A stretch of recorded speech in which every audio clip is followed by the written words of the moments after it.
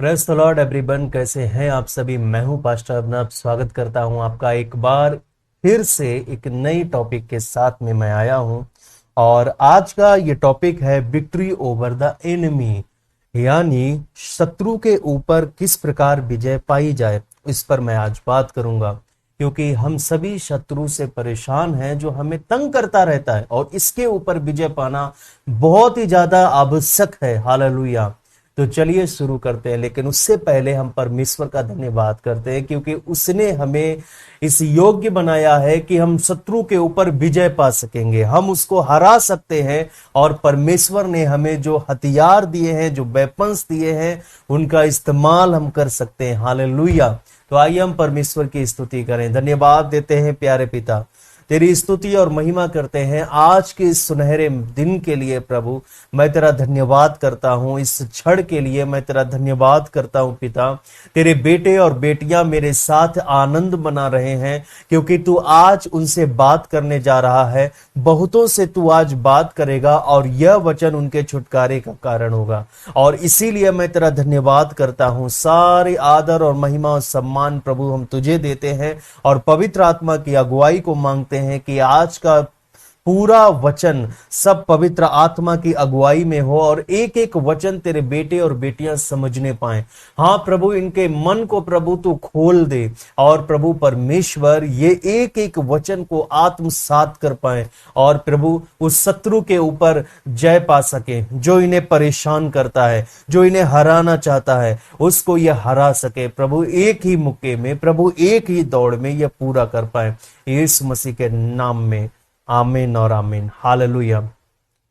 तो आज मैं बात करूंगा कि शैतान के ऊपर विजय कैसे पाई जाए, क्योंकि शैतान पर विजय पाना हमारा रोजाना का काम है। जैसा कि मैंने बताया कि परमेश्वर की उपस्थिति में हमें जाना पड़ता है, परमेश्वर की उपस्थिति में डेली हमें जाना पड़ता है, क्योंकि फिर से शरीर वापस आता है, और फिर से शैतान हमारे लिए नई योजनाओं को लेकर आता है, और हम इन योजनाओं को रोजाना कैंसिल करते हैं, और परमेश्वर की सहायता मांगते हैं, और आत्मा की अगुवाई में चलते हैं, और शैतान के ऊपर हम जय पा लेते हैं।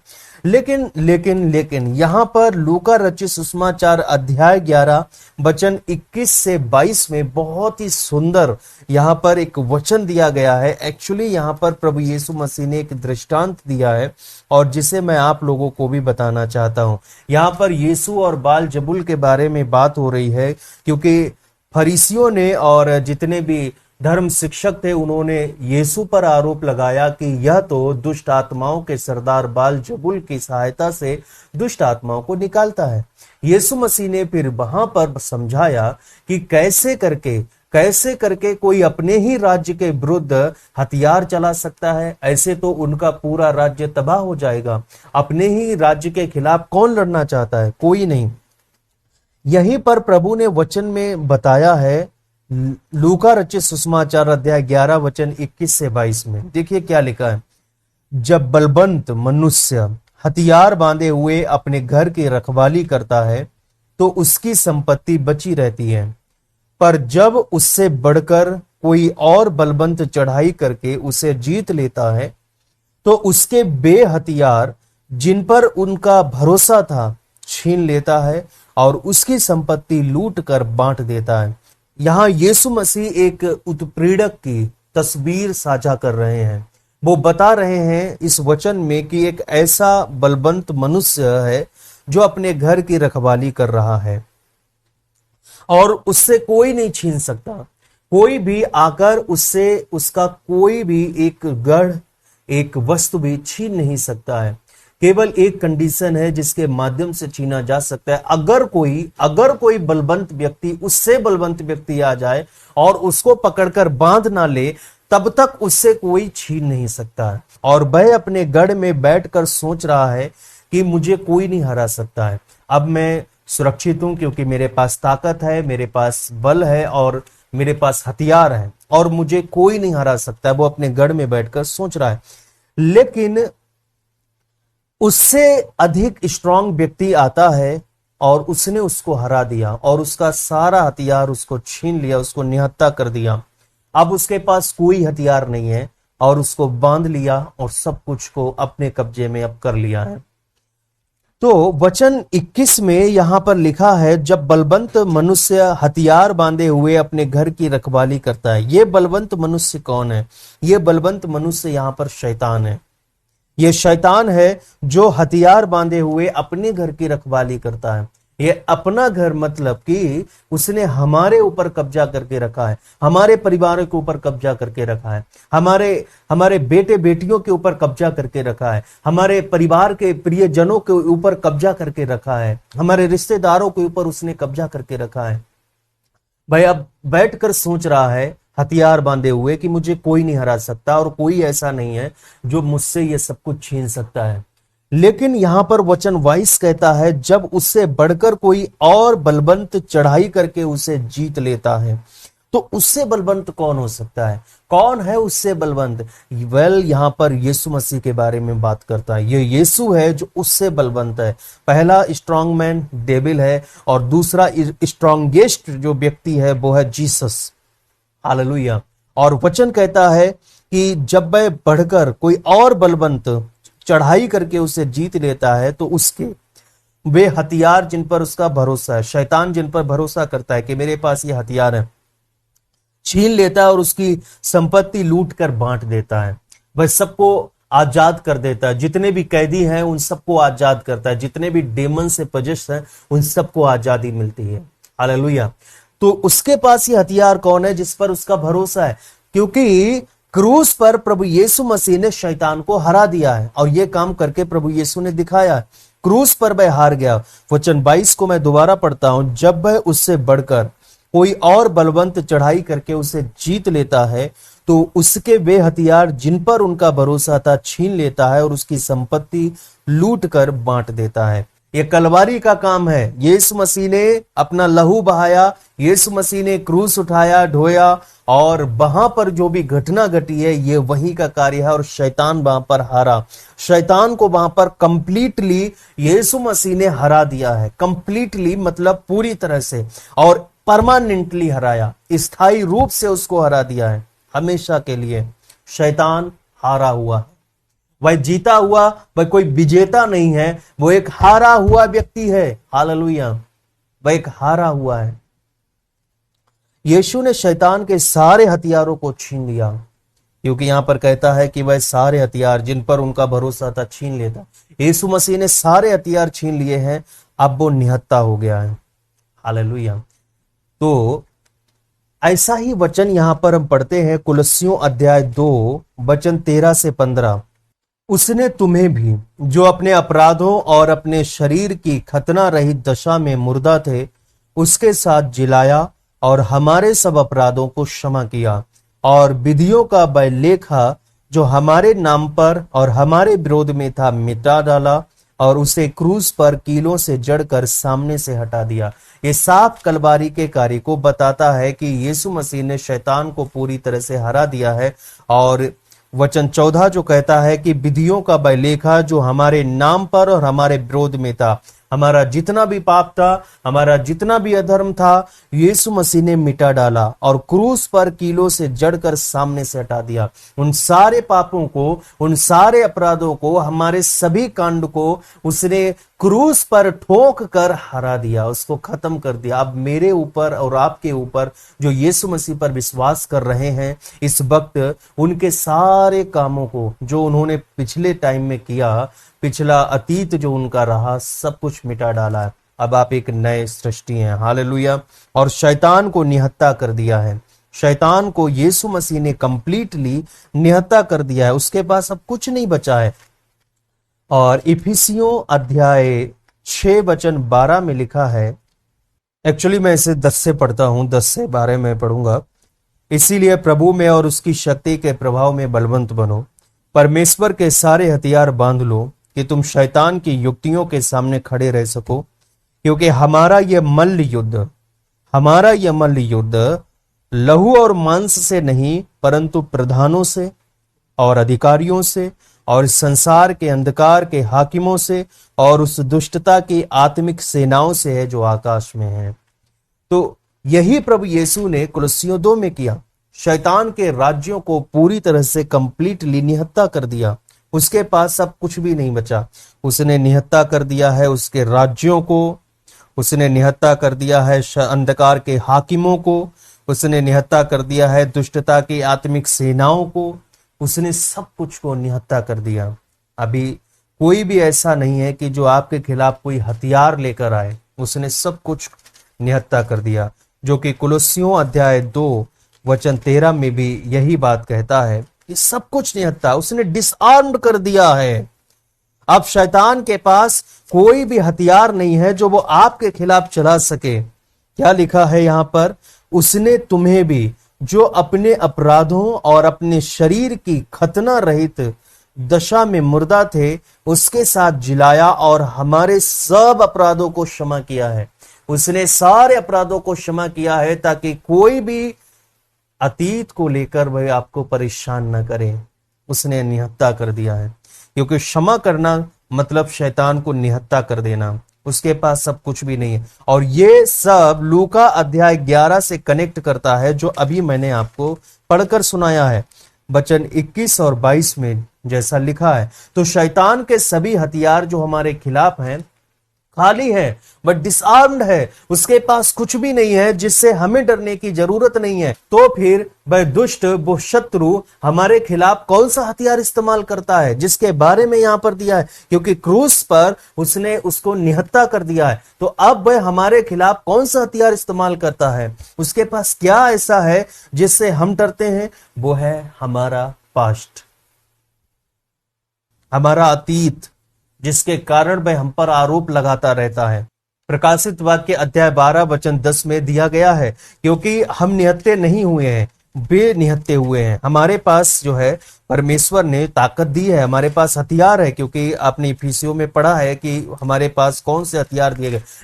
लेकिन वो निहत्ता है, उससे डरने की जरूरत नहीं है, क्योंकि उसको परमेश्वर ने गिरा दिया है पहले ही। हमारे युद्ध के हथियार शारीरिक नहीं है, और बल्कि वे परमेश्वर के माध्यम से गढ़ों को गिराने की शक्ति रखते हैं। वो इतने शक्तिशाली हैं कि शैतान के गढ़ों को भी हरा सकते हैं। हालेलुया, उनको ढा सकते हैं। अंधेरे के शासकों या किसी भी व्यक्ति के खिलाफ कुश्ती लड़ने की जरूरत नहीं है, क्योंकि वो निहत्ते हैं। हालेलुया, वो केवल और केवल आपके पास्ट को लेकर आता है, और पास्ट में की गई सारी गलतियों को लेकर आता है, दोष लगाता है। उसके कारण वह आपको प्रताड़ित करता है, और केवल एक ही है जो आपको क्षमा कर सकता है, आपके पुराने दोषों से आपको मुक्त कर सकता है, वो यीशु मसीह है। जो यीशु मसीह पर विश्वास करते हैं उनके सारे अपराधों को क्षमा कर दिया जाता है, क्रूस पर ठोक दिया जाता है, क्रूस पर वो सारे अपराध क्षमा हो जाते हैं। हे पिता, इन्हें तू क्षमा करना। प्रकाशित वाक्य अध्याय 12 वचन 10 में लिखा है, फिर मैंने स्वर्ग से यह बड़ा शब्द आते हुए सुना, अब हमारे परमेश्वर का उद्धार और सामर्थ्य और राज्य और उसके मसीह का अधिकार प्रकट हुआ है, क्योंकि हमारे भाइयों पर दोष लगाने वाला जो दिन रात हमारे परमेश्वर के सामने उन पर दोष लगाया करता था, गिरा दिया गया है।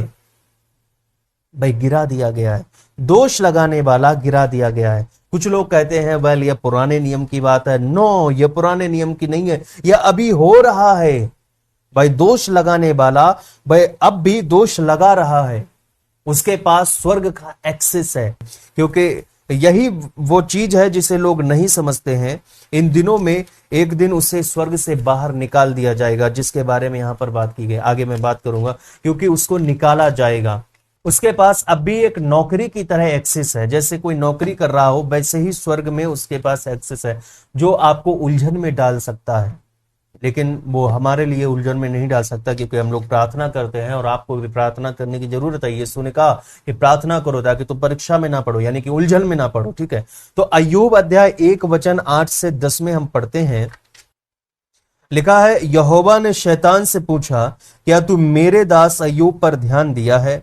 क्योंकि उसके तुल्य खरा और सीधा और मेरा भय मानने वाला और बुराई से दूर रहने वाला मनुष्य और कोई नहीं है।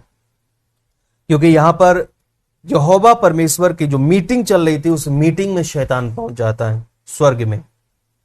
और वचन 9 कहता है, शैतान ने यहोवा को उत्तर दिया, क्या अय्यूब परमेश्वर का भय बिना लाभ के मानता है। वचन 10, क्या तूने उसकी और उसके घर की और जो कुछ उसका है उसके चारों ओर बाड़ा नहीं बांधा है?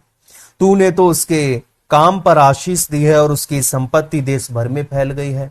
और फिर अध्याय 2 वचन 3 जो बहुत ही स्पेशल है, जो कहता है, यहोवा ने शैतान से पूछा, क्या तूने मेरे दास अय्यूब पर ध्यान दिया है कि पृथ्वी पर उसके तुल्य खरा और सीधा और मेरा भय मानने वाला और बुराई से दूर रहने वाला मनुष्य और कोई नहीं है? यद्यपि तूने मुझे बिना कारण उसका सत्यानाश करने को उभारा, तो भी वह अब तक अपनी खराई पर बना हुआ है। तो वह आरोप लगाता है, उभारता है। बट यहां पर परमेश्वर कह रहा है शैतान से कि तुमने मुझे प्रेरित किया, तुमने मुझे प्रेरित किया उसके विरुद्ध, फिर भी वह अपनी सत्य निष्ठा को बनाए रखता है, फिर भी वह मुझ पर विश्वास बनाए रखता है, उसने मुझे धिक्कारा नहीं है। हमें एक महायाजक की आवश्यकता है, क्योंकि शैतान का काम है कई सदियों से और पीढ़ियों से परमेश्वर के सामने हम पर आरोप लगाना। उसको हजारों सालों का एक्सपीरियंस है, वह आरोप लगाता रहता है। लेकिन यीशु ने शैतान के उद्देश्य को, जिसके कारण वह हराता है, जिसके कारण वह हम पर प्रबल होता है, हरा दिया है। यीशु मसीह ने हस्तक्षेप किया हमारे जीवन में और उस शैतान के हर हथियार को तोड़ दिया, खत्म कर दिया। और इसीलिए आपके कारण स्वर्ग में आनंद मनाया जा रहा है, क्योंकि आपने यीशु मसीह पर विश्वास किया है। तो प्रकाशित वाक्य में लिखा है, क्योंकि भाइयों पर अभियोग लगाने वाला नीचे गिरा दिया गया है, इसलिए वे प्रभु की स्तुति कर रहे थे। शैतान ने अपना पद नहीं खोया है, पर वास्तव में शैतान को स्वर्ग से निकाल दिया गया था और यीशु ने उसको बिजली के समान नीचे गिरते हुए देखा। उसने कहा, मैंने शैतान को बिजली के समान स्वर्ग से नीचे गिरते देखा है। तो ये वो घटना है जब उसको पहली बार गिराया गया था, उसको पहली बार निकाला गया था, स्वर्ग से कंप्लीटली उसको निकाल दिया गया था। लेकिन जब उसने हवा को बहकाया तो आदम के द्वारा उसने फिर से वो ऑफिस, अपना कार्यालय फिर से प्राप्त कर लिया। और न केवल उसने अपना पद प्राप्त किया है, बल्कि उसके माध्यम से, हवा के माध्यम से उसको और अधिक प्राप्त कर लिया है। फिर से वह स्वर्ग का उसने एक्सेस प्राप्त कर लिया है, क्योंकि हवा और आदम को स्वर्ग का एक्सेस प्राप्त था और उसने उससे वो अधिकार ले लिया, क्योंकि परमेश्वर ने कहा था कि फूलो फलो और पूरी पृथ्वी को अपने अधिकार में कर लो। अब वो अधिकार आदम से शैतान ने ले लिया, वो अधिकार अब शैतान के पास है। और इसीलिए यशायाह में उसने कहा कि मैं अपना सिंहासन ऊंचा करूंगा और भी ऊंचा करूंगा और सबसे ऊंचे व्यक्ति की तरह रहूंगा। शैतान पृथ्वी पर ऑलरेडी था जब परमेश्वर ने मनुष्य को बनाया था, और इसीलिए आदम और हव्वा को उसने फुसलाकर, बहकाकर वो अधिकार ले लिया, क्योंकि उसको पॉइंट मिल गया कि यही अधिकार मुझे चाहिए जो परमेश्वर ने आदम और हव्वा को दिया है, और उसने ले लिया उनको प्रलोभन में डालकर। तो इसीलिए उसके पास अब स्वर्ग का एक्सेस है और स्वर्ग में फिर से उसने स्थान प्राप्त कर लिया। इसलिए यीशु ने उसे क्या बोला? दुनिया का राजकुमार बोला है। पहले वो राजकुमार नहीं था क्योंकि वो निकाला गया था, लेकिन उसके बाद यीशु ने कहा भाई दुनिया का राजकुमार, यानी राज कर रहा है। बट उसका यीशु पर कोई अधिकार नहीं था। हालेलुया। इस कारण वह यीशु को भी प्रलोभन में लेकर आना चाहता था। जैसा कि हम पढ़ते हैं यीशु मसीह की परीक्षा हुई, वो कहता है कि यदि तू मुझे घुटने टेके, मेरी आराधना करे, मेरे पैरों पर गिरकर मुझे दंडवत करे, तो मैं सारा अधिकार तुझे दे दूंगा। क्योंकि ये अधिकार जिसको वो देने की बात कर रहा है, परमेश्वर ने आदम और हव्वा को दिया था, लेकिन अब उसके पास आ गया। यही से ये प्रूफ होता है कि वो अधिकार अब उसके पास आ गया है। शैतान के पास पहले अधिकार नहीं था, ये मनुष्यों के पास था, लेकिन आदम और हव्वा से उसने छीन लिया। अब वो यीशु को प्रलोभित करके कह रहा है मैं सारा अधिकार तुझे दे दूंगा, सब कुछ तुझे दे दूंगा, क्योंकि सब कुछ मेरा है। हालेलुया। तो यीशु ने उसको बोला कि वह दुनिया का राजकुमार है, लेकिन हमें समझना चाहिए कि अब ऐसे कंडीशन में हमें एक महायाजक की जरूरत है, और वो महायाजक है यीशु मसीह। वह अब भी हमारे लिए प्रार्थना करता है, वह अब भी जो है हमारे लिए स्वर्ग में प्रार्थना कर रहा है। किस लिए प्रार्थना कर रहा है? क्योंकि वो हम पर आरोप ना लगा पाए, हमारे खिलाफ वो बोल ना पाए, भड़का ना पाए, वह आरोप ना लगा पाए। लेकिन वह हारेगा नहीं, अभी उसकी पहुंच स्वर्ग तक है, लेकिन वह कंप्लीटली उसकी एक्सेस बंद हो जाएगी जब वह स्वर्ग से बाहर निकाल दिया जाएगा। और प्रकाशित वाक्य अध्याय 7 से 9 में जो घटना यहाँ पर दी गई है, एक्चुअली में ये फ्यूचर के बारे में बात करता है। यहाँ पर लिखा है, फिर स्वर्ग में लड़ाई हुई, मिकाएल और उसके स्वर्गदूत अजगर से लड़ने को निकले, और अजगर और उसके दूत उससे लड़े, परंतु प्रबल ना हुए, और स्वर्ग में उनके लिए फिर जगह ना रहे। तब वह बड़ा अजगर अर्थात वही पुराना सांप जो इबलीस और शैतान कहलाता है और सारे संसार का भरमाने वाला है, पृथ्वी पर गिरा दिया गया, और उसके दूत उसके साथ गिरा दिए गए। तो यह फ्यूचर की बात है, यह भविष्य में होगा उसके पास, लेकिन अभी तक स्वर्ग का एक्सेस है, लेकिन वह फ्यूचर में बाहर निकाल दिया जाएगा। परमेश्वर अब केवल उनको बचा रहा है जो क्रूस के कार्य के द्वारा बचाए गए हैं, जो यीशु मसीह पर विश्वास लाते हैं। अब वह क्रूस पर यीशु के कार्य को देख रहे हैं, और उसी क्रूस के माध्यम से हम जीत जाते हैं। जैसा कि अध्याय 12 वचन 11 प्रकाशित वाक्य में क्या लिखा है, वे मेमने के लहू के कारण और अपनी गवाही के वचन के कारण उस पर जयवंत हुए, और उन्होंने अपने प्राणों को प्रिय न जाना, यहां तक कि मृत्यु भी सह ली। तो वो मेमने के लहू के कारण और गवाही के वचन के कारण जयवंत हुए, तो परमेश्वर हमें जय देगा। हालेलुया। लेकिन यिर्मयाह अध्याय 31 वचन 34 में आप लोगों के लिए पढ़ना चाहूंगा, तब उन्हें फिर एक दूसरे से यह कहना ना पड़ेगा कि यहोवा को जानो, क्योंकि यहोवा की यह वाणी है, छोटे से लेकर बड़े तक सब के सब मेरा ज्ञान रखेंगे, क्योंकि मैं उनका अधर्म क्षमा करूंगा और उनका पाप फिर स्मरण ना करूंगा। मैं उनका अतीत स्मरण नहीं करूंगा, मैं उनको ऐसा क्षमा करूंगा कि उनके सारे पापों को भूल जाऊंगा। इससे शैतान आपके पास्ट को लेकर कुछ नहीं कर सकता है, लेकिन केवल उनको करता है जो यीशु मसीह पर अब भी विश्वास नहीं कर रहे हैं और जो यीशु मसीह के पास नहीं आ रहे हैं। अगर आपके पास्ट आपको परेशान कर रहे हैं, आपको बीमार बना रहे हैं, आपको प्रताड़ित कर रहे हैं, आपको भयभीत कर रहे हैं, आप यीशु मसीह के पास आए, यीशु मसीह पर विश्वास करें, और यीशु मसीह के माध्यम से आप बचाए जाओगे, और परमेश्वर आपके सारे पापों को, अधर्मों को ऐसा क्षमा करेगा कि वह कभी फिर याद नहीं करेगा। और जब शैतान, जिसके पास केवल यही हथियार है कि वह आपके पास्ट को ही ले सकता है, और उसके पास हथियार ही नहीं है क्योंकि क्रूस पर उसके सारे हथियार छीन लिए गए, अब वो अतीत को लेकर आता है। और जब आप यीशु मसीह पर विश्वास करके अपने अतीत को ही क्षमा करवा लोगे, आपके पाप क्षमा हो जाएंगे, तो शैतान किस बात पर आरोप लगाएगा? वो क्या ऐसा कहेगा जिससे आरोप लगेगा? भाई, परमेश्वर के सामने आरोप नहीं लगा सकता है। आपको विश्वास करने की जरूरत है। यदि आप यीशु मसीह पर विश्वास करते हैं, यदि आप परमेश्वर में अपना विश्वास लेकर आए हैं, तो याद रखो, विश्वास कर लो कि मेरे पाप क्षमा कर दिए गए हैं। शैतान आपसे कहे कि तुम्हारे पाप इतने थे, कहना कि मेरे पाप क्षमा हो गए यीशु मसीह में। अब यीशु मसीह आपके पापों को स्मरण नहीं करेगा, इस बात को आपको याद रखने की जरूरत है। हम शैतान पर हावी हो सकते हैं, ठीक है।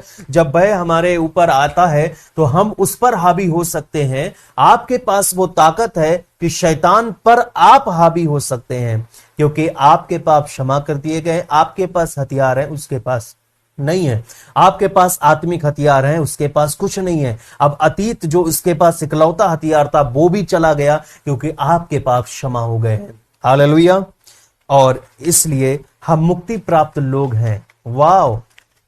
तो मीका अध्याय 7 वचन 18 में क्या लिखा है?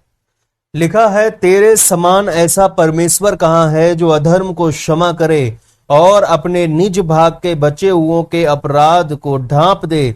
वह अपने क्रोध को सदा बनाए नहीं रखता, क्योंकि वह करुणा से प्रीति रखता है। परमेश्वर ऐसा दयालु ईश्वर है, वो कहता है कि तू अपना क्रोध सदा बनाए नहीं रखता है। उसका क्रोध आपके ऊपर सदा बना नहीं रहता है। उसने आपको क्षमा किया है, क्योंकि वह करुणा से प्रीति रखता है। उसको अच्छा लगता है कि वह आप पर दया करे। वह दयावंत ईश्वर है। उसने मुझ पर दया की है, उसने आप पर दया की है। आपके सारे पाप, सारे अधर्मों को उसने क्षमा किया है, और वह अधर्म को क्षमा करने वाला परमेश्वर है। क्योंकि क्या वचन कहता है, मैं फिर से पढ़ता हूं, तेरे समान ऐसा परमेश्वर कहां है? कोई और परमेश्वर है ही नहीं, जो अधर्मों को क्षमा करे और निज भाग के बचे हुओं के अपराध को ढांप दे। निज भाग यानी कि यीशु मसीह पर जो विश्वास करने वाले लोग हैं, अगर उनके भी कोई अपराध हैं, बचे हुए अपराध हैं, तो बचे हुए अपराधों को भी वो क्षमा करने वाला परमेश्वर है। हालेलुया। किस बात पर शैतान हम पर हावी होगा? यीशु मसीह ने हमें कंप्लीटली और फाइनली हमें क्षमा कर दिया है।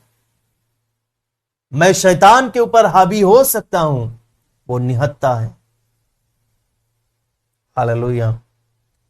इसीलिए पहला यूहन्ना अध्याय 1:7-9 में कहता है कि हम परमेश्वर की ज्योति में अब चलने वाले लोग हैं। पर यदि जैसा वह ज्योति में है वैसे हम भी ज्योति में चलें तो एक दूसरे से सहभागिता रखते हैं, और उसके पुत्र यीशु मसीह का लहू हमें सब पापों से शुद्ध करता है। यीशु मसीह का लहू हमें शुद्ध कर रहा है। और यदि हम कहें कि हम में कुछ भी पाप नहीं तो अपने आप को धोखा देते हैं, हम में सत्य नहीं। हम सभी पापी हैं, लेकिन प्रभु ने हमें क्षमा किया है, उसके लहू के कारण हम क्षमा हूं।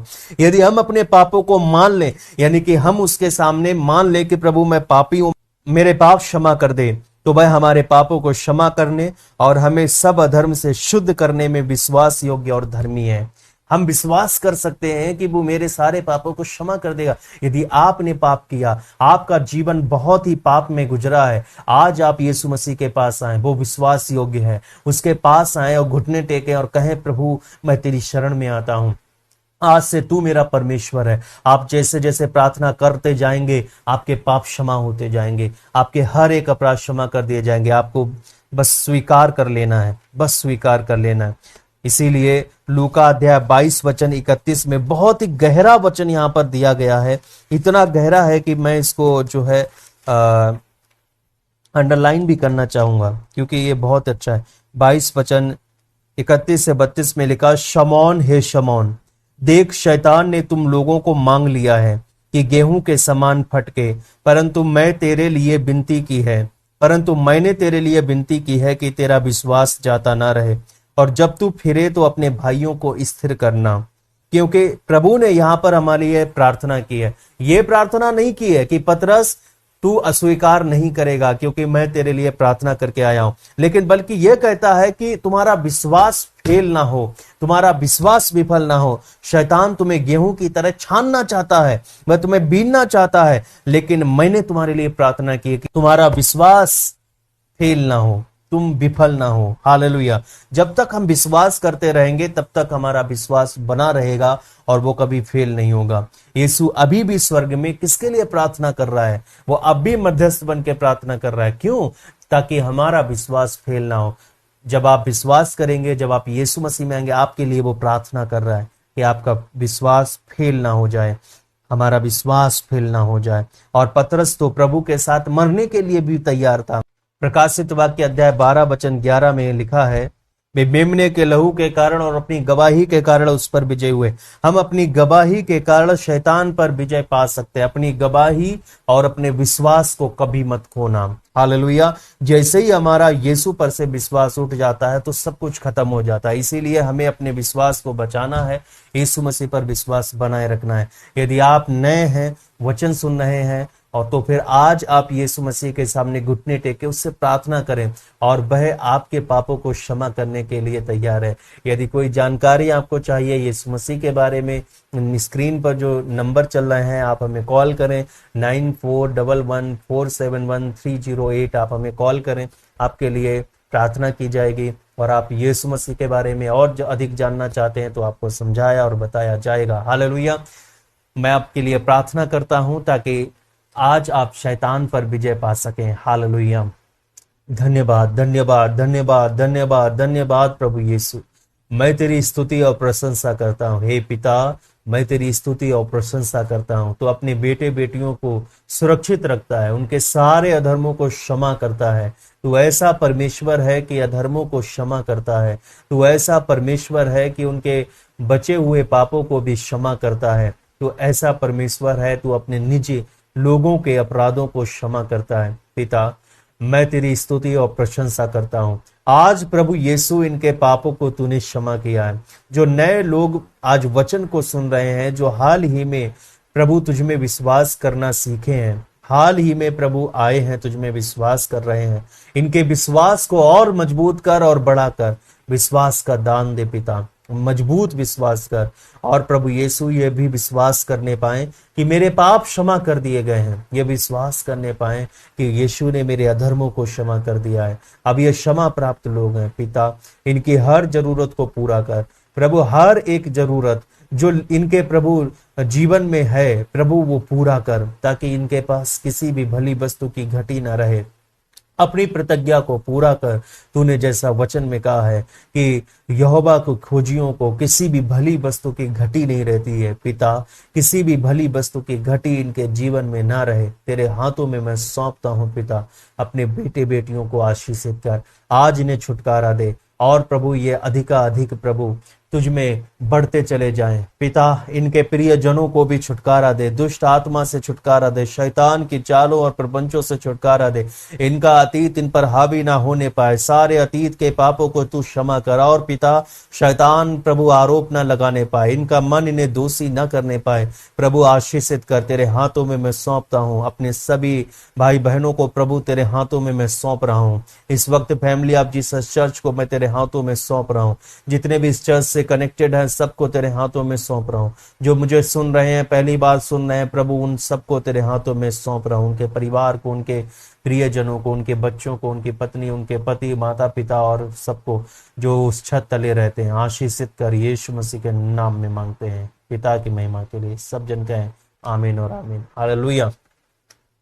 अब यह समय है परमेश्वर के राज्य के लिए बोने का। स्क्रीन पर जो नंबर आपको दिखाई दे रहा है गूगल पे नंबर है, आप हमें जो है अपना कीमती बीज बो सकते हैं। चर्च में आप जितना भी आप बीज बोते हैं परमेश्वर उसे आशीषित करता है।